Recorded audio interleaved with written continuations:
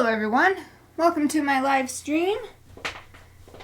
It's another weird week. I'm streaming on Tuesday because, once again, the cleaners who help us every couple weeks with cleaning our house came much later than usual, and so I was not able to stream yesterday. But luckily, my normal Tuesday afternoon appointment was already canceled, so I was able to just pop yesterday's stream over to today. If you heard a big heaving sigh just now, that was one of my dogs. I don't know who it was. One of them just went, as if they were tired of what I was saying. Let me get a drink of delicious mineral water in my cool etched Boise glass. It's like a map of Boise etched into the glass. I'm going to take a little sip. Yay. Okay, so normally on Monday it's Inktober, so Tuesday it's Inktober. Oh, Exie is here. Hello, Exie. How are you? Yay, great to see you as always. Oh, yay, thank you so much. Exie resubscribed. Yay, 6 months. Oh, 6 months.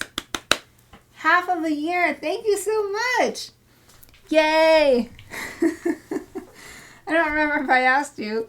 How are you doing? How was your, so I guess it's a Wednesday for you. How was your Tuesday? How was your daily schedule coming along with posting? Okay, so for anybody who hasn't seen one of these before, this is my Inktober kit for this year. Inktober52 is the weekly prompt rather than the month of October was the original thing. Now they have a weekly prompt to do it all year long. So I'm using this Inktober sketchbook collab with Moleskine and this Zebra creative starter set is what it calls itself. So there's a set of mild liner markers and a set of fine liner pens. There's these two go together. They're both brush pens, but this one has they're the same on the big end. The small end of the red one has a small brush as well. And then the final thing is a sharpener and a pencil to do the sketching and to keep the pencil sharp. That's why I need the sharpener.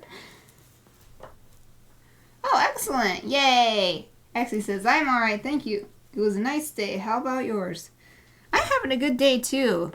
I just reevaluated my schedule some more, and I was like, I've got everything so tight. I need some time in between to, like, have a drink of water or move from one room to the other for these different tasks I'm doing. And so I just reduced my, illustration work. I have, like, a 1 hour window every day.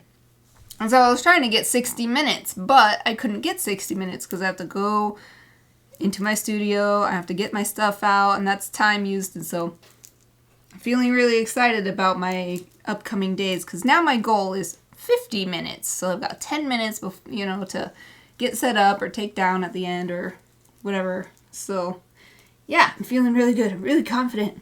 I'm always working on that kind of thing. How can I make my workflow better? Because sometimes it gets depressing when you can't hit your goals, and then I'm working on perfectionism and curbing it, and I realize I'm like self-sabotaging because I make my goals unreasonable, and then I get depressed, I don't hit my goals, and then I lose motivation.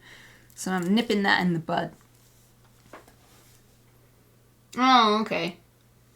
Well, it's only been like a week, right? Exie says, I don't know about the weekly schedule anymore. I keep doing it, but not sure if it's good or bad. So far it didn't help much, but who knows? I'll keep digging. Yeah, I mean, if it feels like too much of a burden to do that, then I'd say just drop it. I mean, that's exactly what I was just talking about. That's what I find with myself anyway, if I set the expectations too high. So it's like good to set them high so that you have something to aim for and feel like you really achieve something and motivate. But if you set it way too high, then the opposite things happens. So, yeah. But maybe you can just see what it's like for another week or, something like that, and just give it a time limit and if it doesn't do anything for you in a month or, you know, something like that. And like, don't force yourself to do it though, because yeah, it can actually do the opposite thing, because you've got that way big overarching goal of like, well, I forgot what the number was, but you have like a 3-year goal or something. So that's the more important thing. However it takes to get you there. Okay, so today's prompt is doctor. So I have, this is last week's drawing. I still like this. It's melting in the heat. Okay. Okay, so the prompt is doctor, and the first thing I thought of, which is what I usually do because I'm just trying to make these as easy as possible. Because for me, Inktober is about practicing my inking skills more than anything else.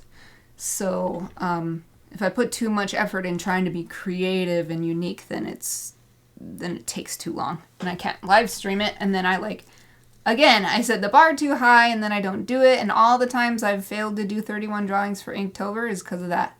Because I always set the bar too high, and then I couldn't do it, and then I just give up before the month is over.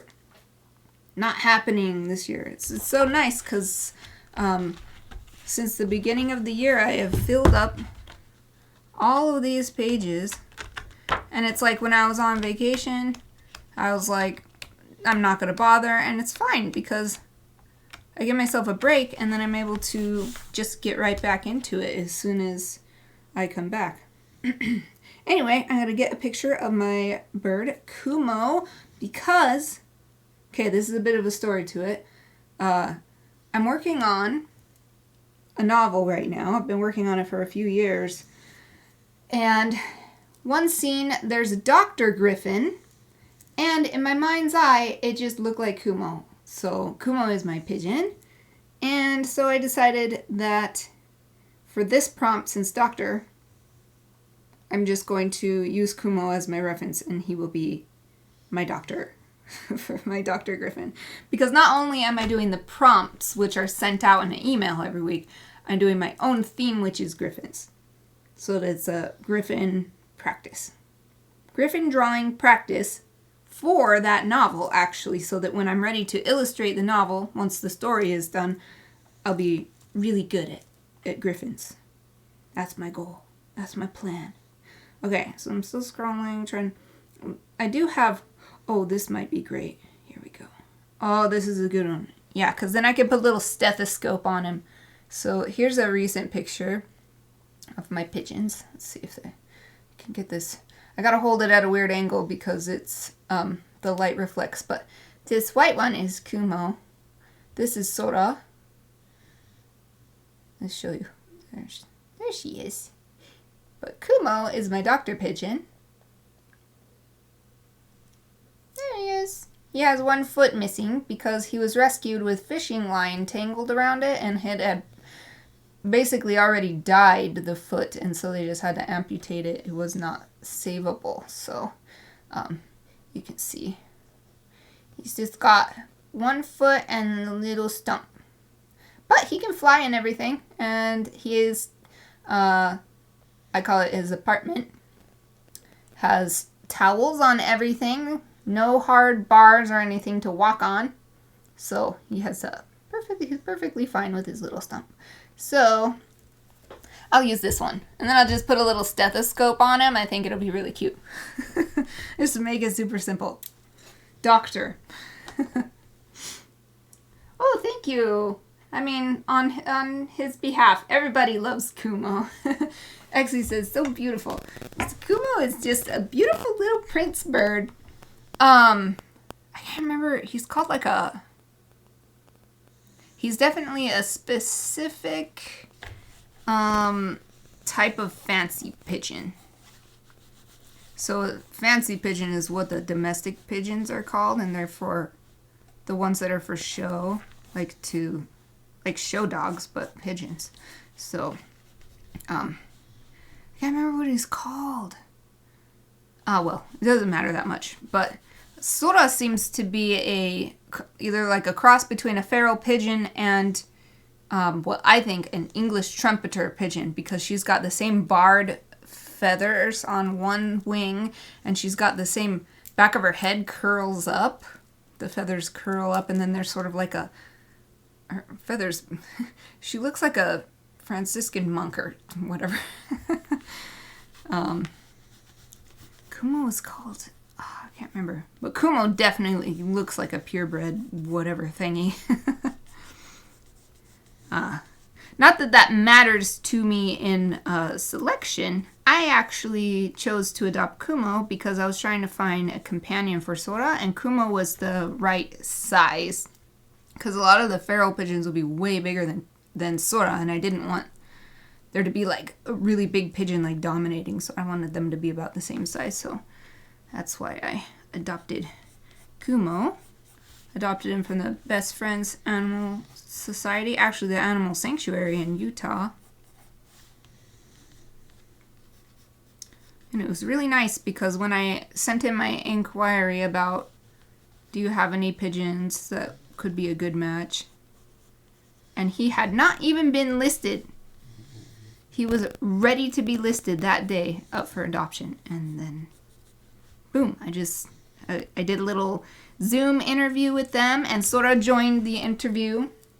She kept flying and landing on my head, so on Zoom, I'm talking to, I can't remember, I think she was a vet, actually, and then, you know, she was talking to me, and I was talking to her, and she showed me Kumo in his little makeshift cage, which was like a not a wheelbarrow, what is the term?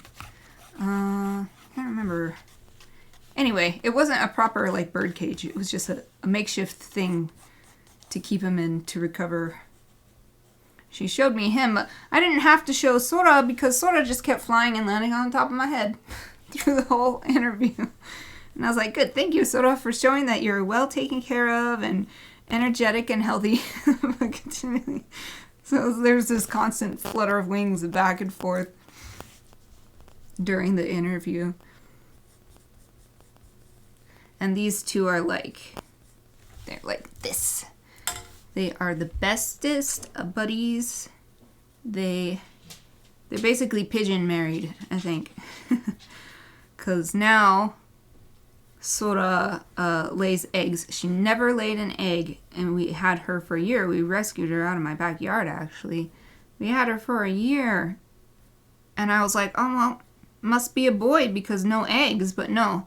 As soon as she saw Kumo, she started acting funny, and then a few days later, she had her first egg. So, and then ever since then, they're so close, and they share egg duty. So Kumo and Sora take turns sitting on the eggs, and it's extremely adorable that they just naturally, like, they both have natural parenting instincts. It's extremely cute.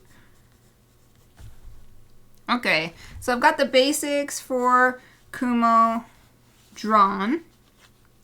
Now I'm gonna, so his wing is way down here. I'm gonna raise the wing up for Gryphon because there needs to be room for so for Gryphon, the bird feet become the arms on, so basically Gryphons have six limbs.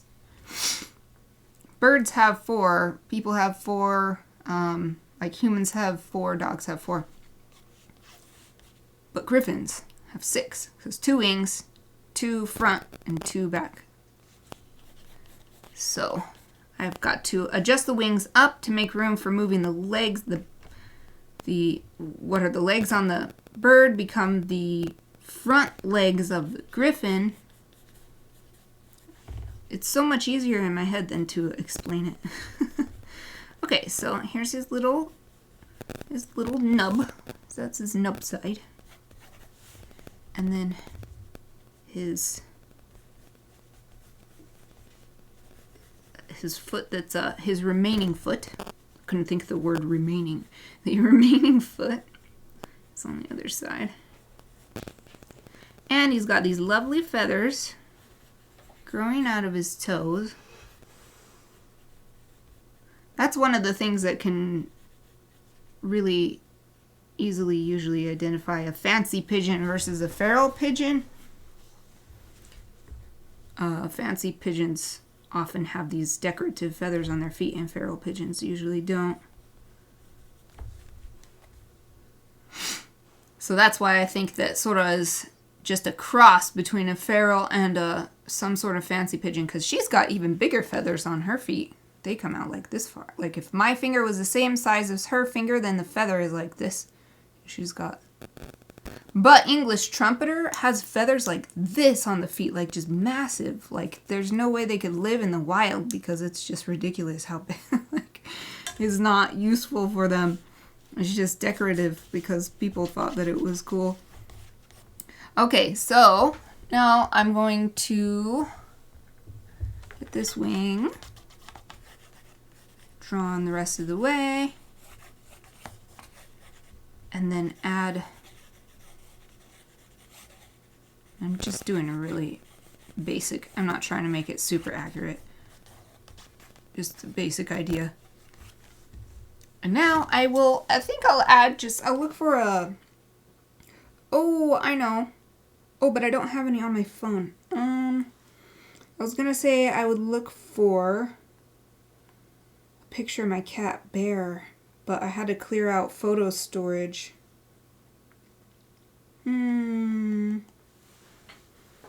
Really like the idea. Well, you know what? I've drawn Bear so many times. I'll just do my best to remember what he looked like and have him be the... Because he was a very fluffy white cat but he had brown on his head. He was like a ragdoll breed cat, so just use that. And let's see. He was so fluffy that his tail would definitely come out. And then let's have it come back in.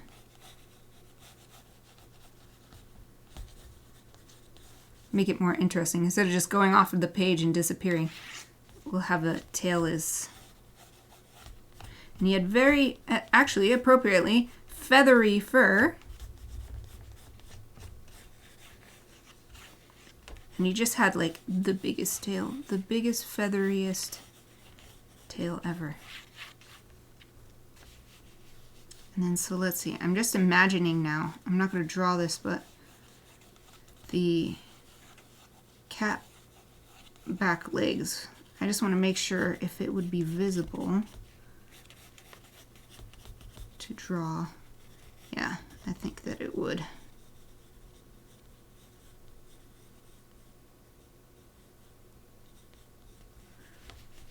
I think that the foot would be visible. And Bear actually had very fluffy paws with the fur grew out in between of his paw pads, so that's what I'm drawing here.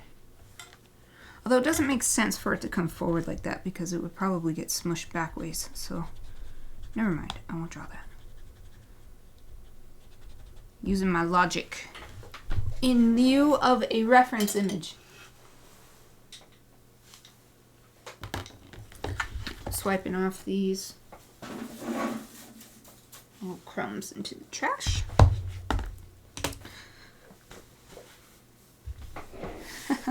Yes, I love it. Yeah, I feel like this is solidifying my... So the scene in my novel where there's a doctor, I didn't really imagine the bottom half, I don't think. Or I didn't describe it in words. I can't remember it very well. It was a few chapters ago. Now that I'm seeing it, yes, I think this is going to be great. If this is what the character looks like. My Kumo pigeon in the front, my bear cat in the back. Okay, now for the fun part, to make it a doctor. I just want to put a stethoscope. I feel like that'll be enough. Like just one little indication that it's a doctor. Stethoscope. There we go. This is one of those things where I know it if I see it, but I don't feel confident that I would actually draw it correctly if I try to just draw it from memory. Okay, so I've got all these. It's interesting, some have this extra little bit here, but others are just like this. Since it's so small, I think I'll do this. Oh, this is nice. Oh, it's from stethoscope.com. Yeah. I'll just use this. This is a nice basic shape that will be totally recognized. I don't think you need that bar at the bottom to be recognizable as a stethoscope. Stethoscope.com. Wow. We have everything. Stethoscope.com. Okay. I got my reference image up.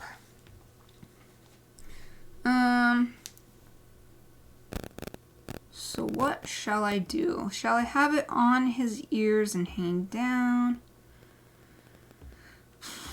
Or should I like wrap it around and hang it? Because like you often see doctors with the stethoscope is hanging around their neck. But if I make it pretty big, because I can make it bigger just for the sake of the drawing, so that you could see the listening part. Well, I don't know the names of the parts. The little part that you put on the thing that you're listening, that circle at the end. I could put that on this side. And then the two, God, I can't describe it. The part that you put in your ears can come out on this side. Okay. I think I'll do that. Because it doesn't make sense to have it in his ears and just sort of hanging down. Like, what is it doing? It's not doing anything. And I already drew his feet. And we're almost halfway through the streaming window, so I don't want to have to redraw the feet to be holding it or something. Plus, I don't have a thing for it to be holding on to. Oh, I just accidentally made a mark. Erase that.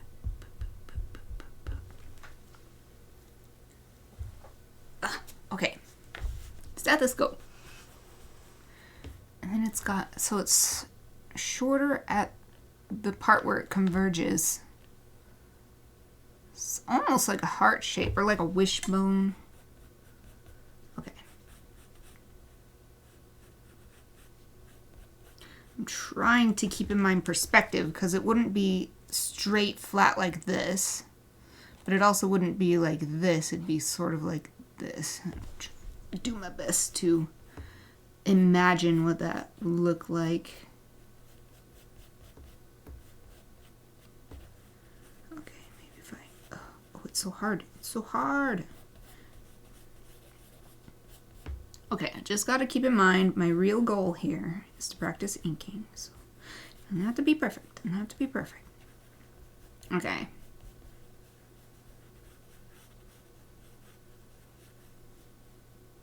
And there's these little nubs that go into the ears.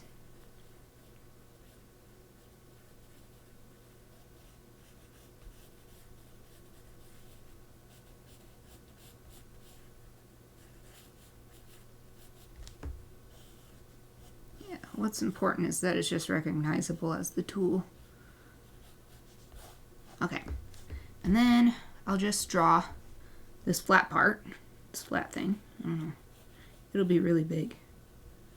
Because he's got this big fluff on his chest, so it's kind of hard to show it.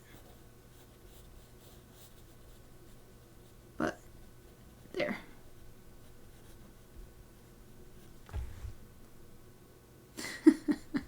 That works. This is good enough. Anything else? I'm just going to Google the word doctor and see what comes up in images. Maybe there's some other thing that makes people look like a doctor, you know? Some other stereotypical image. Well, there's a stethoscope, and the number one result. Yeah, you gotta have the stethoscope to look like a doctor.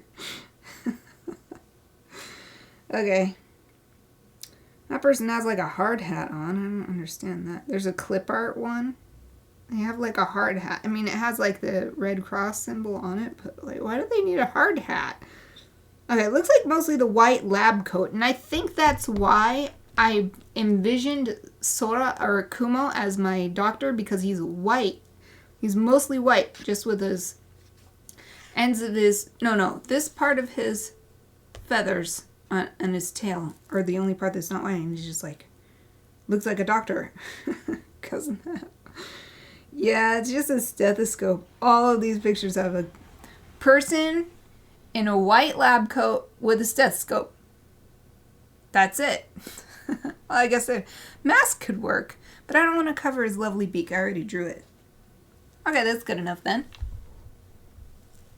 Good, that's all I need. It matches the prompt. Okay. I'm going to use the fine liner. I've been using the brush pen for my initial inking, but since Kumo is so pure white, his feathers, I don't want to get too heavy with the dark ink. So I'm going to do everything with this the thinnest pen I have in my kit first, and then I'll add more ink after I see what that looks like.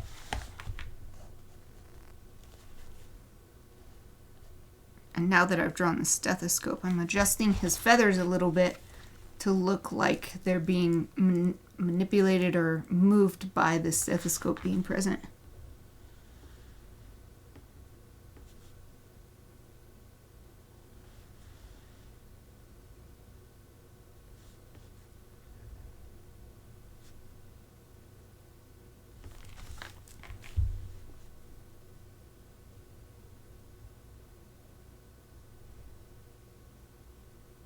I didn't really sketch it out this way, but now I'm doing my best to get perspective with the way things are overlapping.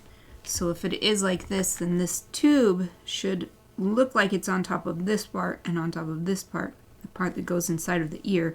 And then the opposite should happen with the other matching side because of perspective.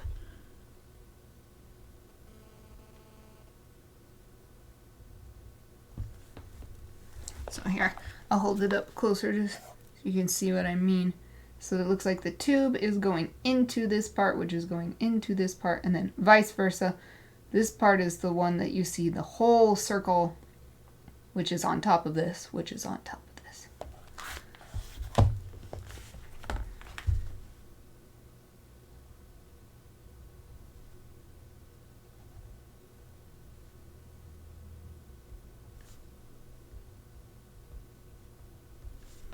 I'm going to use a lot of broken lines for these. I don't know what these are called on pigeons, but they pretty much all have these little nubs on the top of their beaks. And for Kumo, they've got like the tiniest little feathers growing on them. So I want to indicate that by having the broken line, making it look feathery.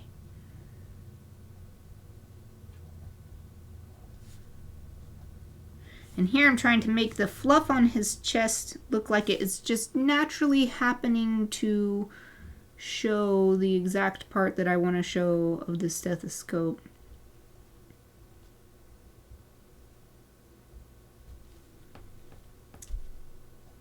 You're like, oh, just by coincidence, it happens to be showing the other part of the stethoscope that we wouldn't get to see otherwise.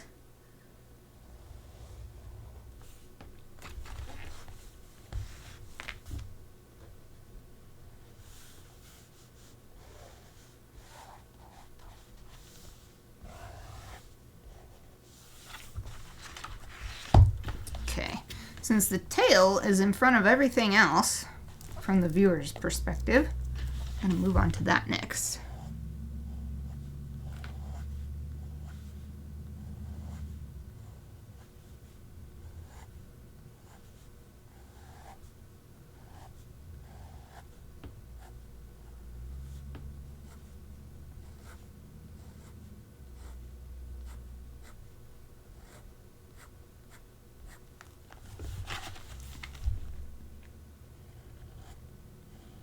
And I remember that Bear's tail was really huge, but it wasn't particularly thick fur. It's just that he had this, the way the fur was feathery, it just fell up like, it was just feathery, so it was like you could hold his tail like this and go like this, and it would get really thin, but it would branch out naturally and just go whoo and just cover this big area. So that's why I'm drawing so many like, I don't know, like tongues of fur, trying to show that it's really soft and flowy.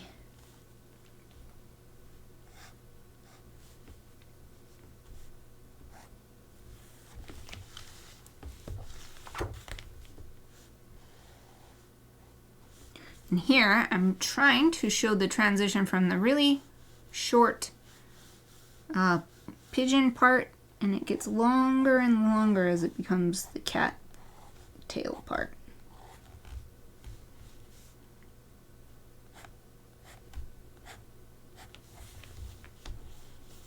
Okay, now I can draw the rest of the wing.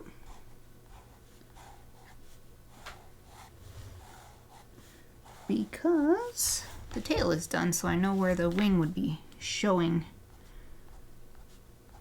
through the feathery fur. Okay, that's good.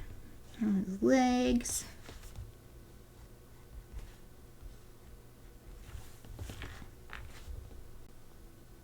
I guess it's also sort of thematically appropriate because Kumo went through so much medical stuff in his real life that he would inspire me to make a doctor character.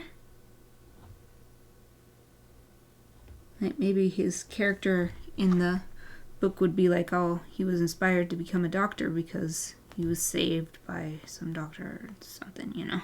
Could be that kind of theme. Little background to his character, because it's just a sort of side character, not a really, at least at this point.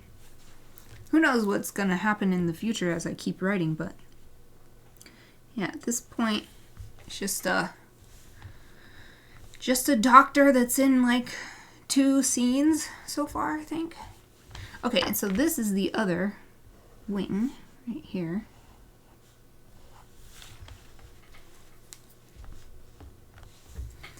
Yay, okay. I think it's working. Oh, shoot, thank you. I was so into this drawing, I was not even looking, as you can tell. I was not looking at the state of my stream. Thank you so much. XE said, can you focus the camera? So I would probably did the whole stream and the camera would have just been, yeah, I'm focused.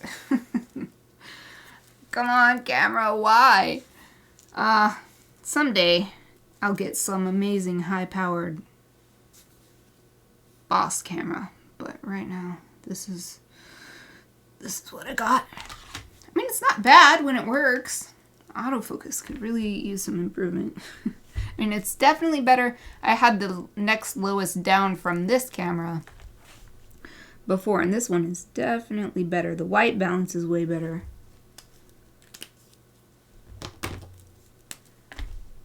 Okay, so I'm coloring in his eye, first thing. Well, coloring in, I'm inking it in.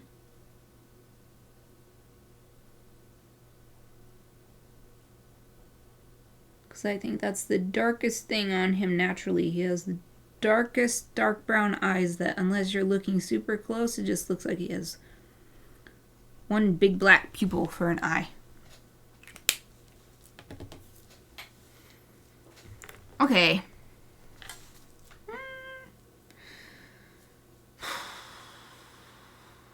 I think the next thing I should do is that lovely big dark outline that I love to do. So that will especially help with around here is really visually confusing. It's hard to tell what's in front of each other. So I'll start with the tail. Because when it comes to line drawings, the darker and heavier the line, the closer it looks to the viewer. So that can help show that the tail is in front of the wing, and then the wing is in front of the other part of the back, and where the tail is coming out of the back, etc.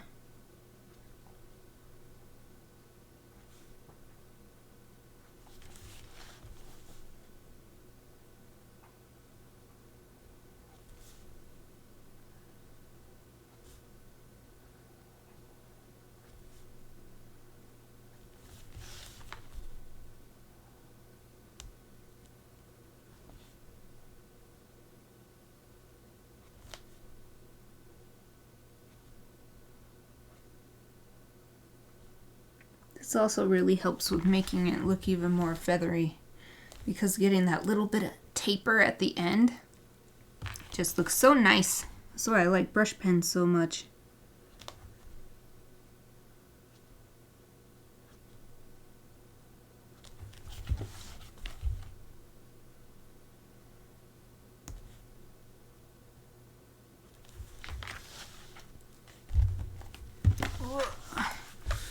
It's hard to do with my hand resting on the edge of the page. Is not good for the stability while drawing, so I'll turn it all the way around.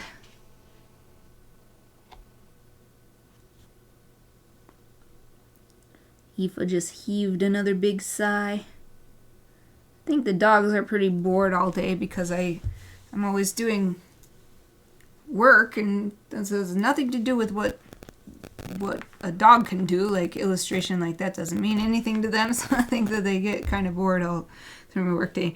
Whenever I get up, they're so excited. They're like, oh, I get this feeling like they're like, oh, thank God we're finally done just laying down, because that's all they can do is just lay down while I'm doing stuff. Okay, now I'm doing the wing. And I don't know how much I can do it, but I'm going to try to keep the lines a little thinner than this one, to do what I was just saying, which is show that it is behind by using a thinner line.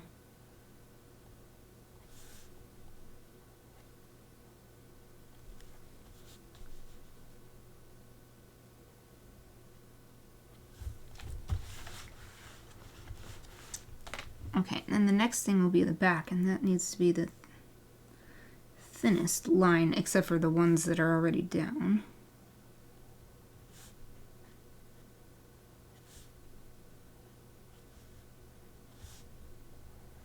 So I'm not even doing a full line, just adding a little bit of ink, but not to the whole thing. Let's see. I don't want to add too much here, but it's a little inconsistent from here to here, so I'm going to add just a little bit more.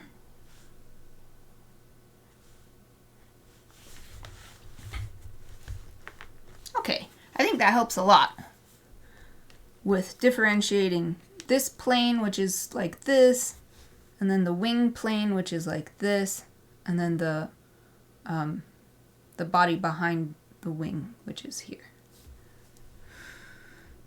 Now I will do, so this is about the same plane as here, so I'll continue this style of line around his head.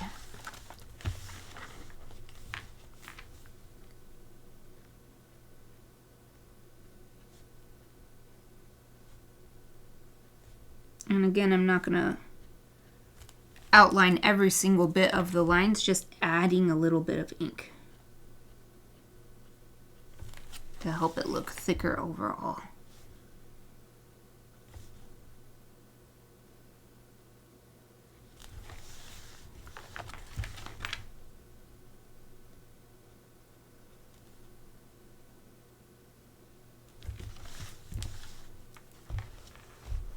I also want to keep my hand light to preserve the effect of that hit. How am I explaining this? Because his feathers are white, so I don't want to use too much ink. I want to, through the withholding of ink, indicate the brightness of his feathers. Or at least try to. Who knows if it's successful, but I will attempt it.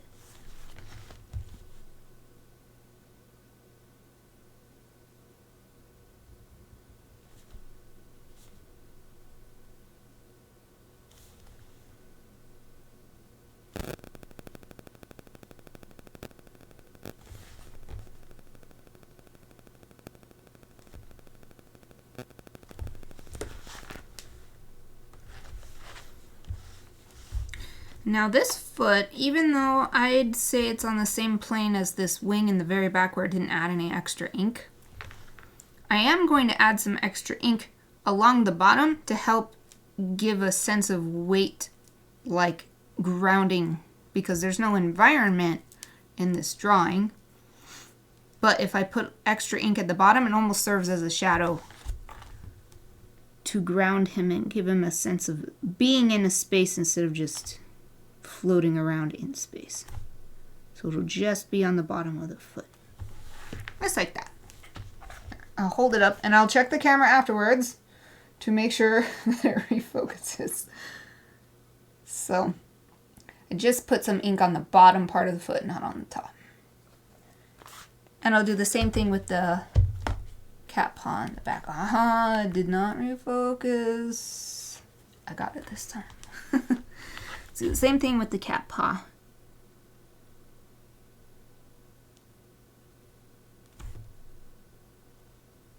But just on the bottom, just on the bottom. Yay! Okay, what next?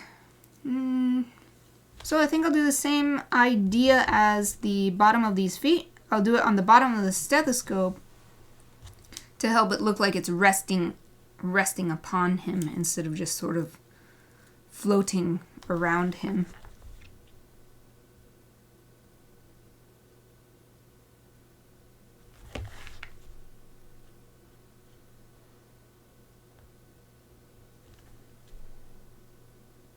And even the idea that it's casting shadow on itself.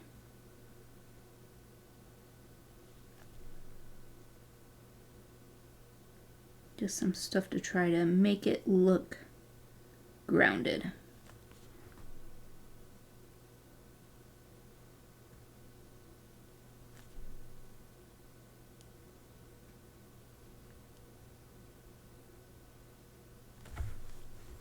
And the same thing on this one in the back.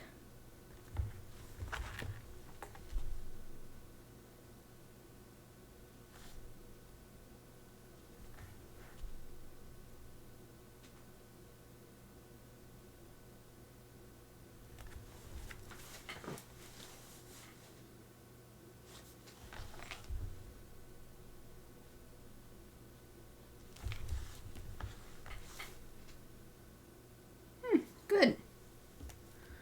Okay, I'm gonna open my reference of Kumo again so that I can see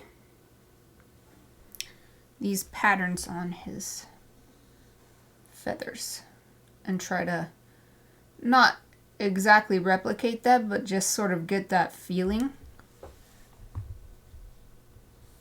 So it looks like it's kind of this kind of, or wait, that doesn't like this. And I'll use this pen. I haven't used it yet, I don't think.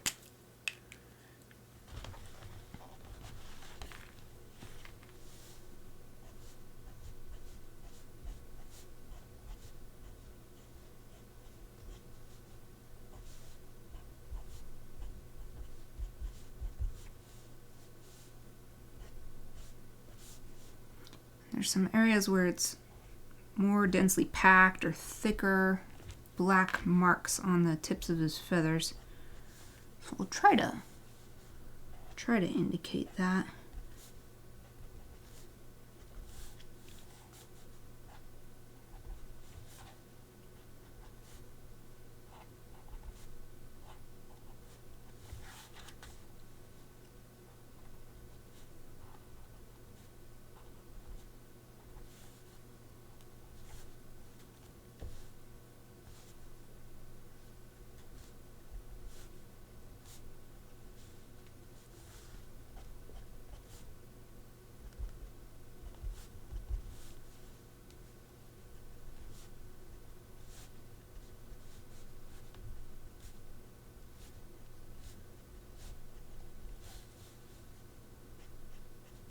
Really close to each other down toward the bottom of the wing.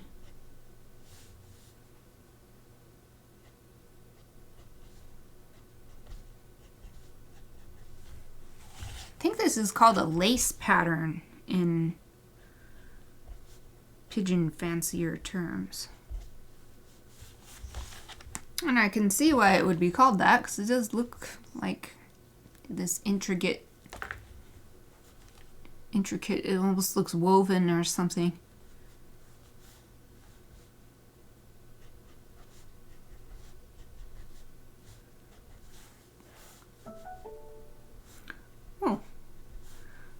sound on my PC.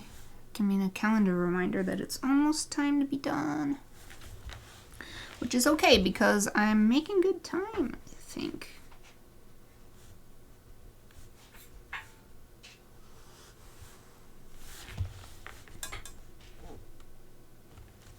Okay, let's zoom out and see if there's anything I still want to add. But I think this is pretty good. Oh, I guess I'll color in these little stethoscope nubs because they were all either dark or black in all the reference photos I saw. I'm going to try to leave a little spot to show that it's shiny, like a little bit of highlight. Show that it's made with some sort of shiny material. And then maybe I will do little hatching on this one to give it some dimension because it's kind of flat looking. Or it was. I feel like that little bit of hatching is all I needed. Here's what I did. Add the black in here and a little hatching in here. I'm going to do a little hatching on the tube part too. Not just for shading, but to give it some, or not just for shape, but to give it some shading too. To make it look like it's a different color from other stuff without actually seeing a color.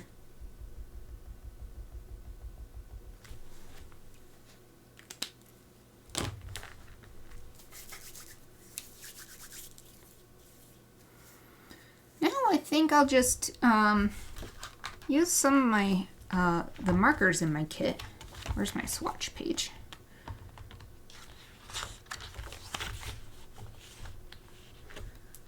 So his beak is pink and the little skin around his eye is pink. Oh, okay. It's time for bed. I think it's time for you to go to bed. I'm already half sleepy. Oh, well, good. I'm glad that you could get relaxed watching my stream. Thank you for this stream. You're welcome. Yep. See you tomorrow. Thank you for joining me. Bye. Yep, there's not too much time left anyway. Just 8 minutes. So I'm going to use, so even though this is pink, it's a little too vibrant. I'm going to go for this like lavender color and put it in on his beak and around his eye.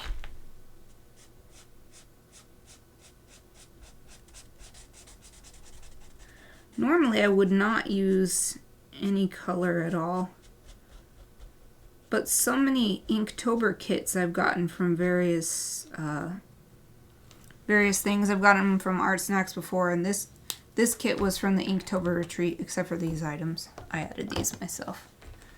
These were from the Inktober retreat last year, but so often they come with markers, and I guess that counts as ink. But to me, Inktober is always the image of the like black ink on white or, you know, cream, or this is like ivory paper. This black and white drawing, that's what I imagine. To bring attention to the stethoscope, I think I shall also color the stethoscope, but I don't want it to be too strong of a color either, so I'm going to go with this one.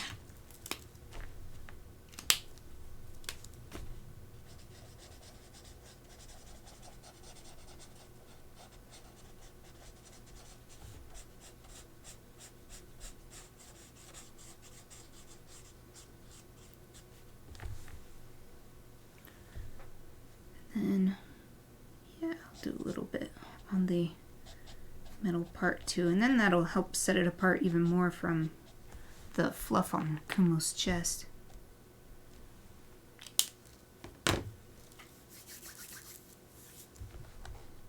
Oh, and his little exposed tootsies should be pink too. There's not too much exposed part, but his claws are white. Oh, good. That really makes it look like him for some reason, adding that part in there.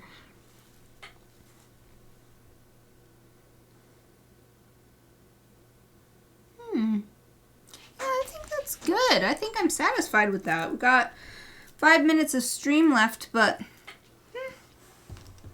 maybe I'll do a couple dots of purple on his, I don't know what these round things on the beak are called, but to show that it's not completely covered in feathers. It's like a mixture of beak material, whatever his beak is made of. Keratin, I guess. I guess beak is probably made out of the same thing as nails? I don't know, but there. I think that's good. I'm satisfied. Well, actually, now I'm looking at it, I'm looking the whole thing over. The wing kind of ends right here. I gotta make sure that it's continuing on underneath. So I'm gonna get a little bit more ink just right here. There. Ah, that's so much better. That's right here.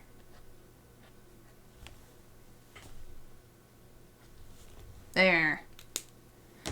That's better. Okay. Let me write my usual Inktober52.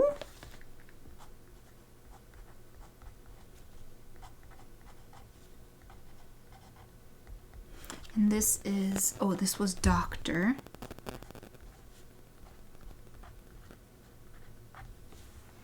And today's date is 9th of May.